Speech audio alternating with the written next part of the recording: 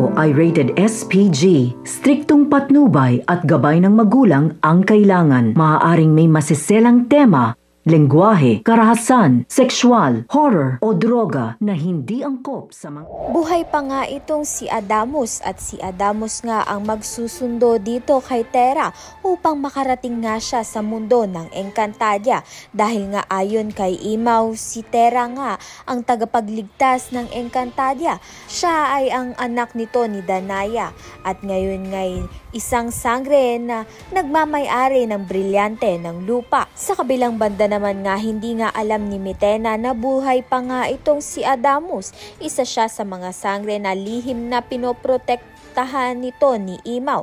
Sa harap ni Mitena, binahagi ni Imaw na wala na nga raw natitirang sangre dahil nga wala na itong si Adamus. Habang lalong tumitindi ang dilim sa Encantadia, nababahala nga itong si Imaw sa nilalaman ng propesiya mula sa aklat.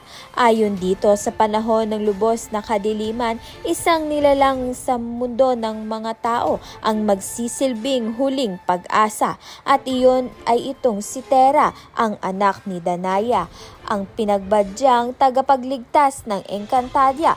Kaya naman nga't nalalapit na ngang makarating si Tera sa Encantadia kasama nga nito ni Adamus at sila ngang tatlo nila Flamara ang magtatapos kay Mitena. Kaya naman nga't yan at iba pa ang dapat nating pakaabangan. Maraming salamat sa iyong panonood.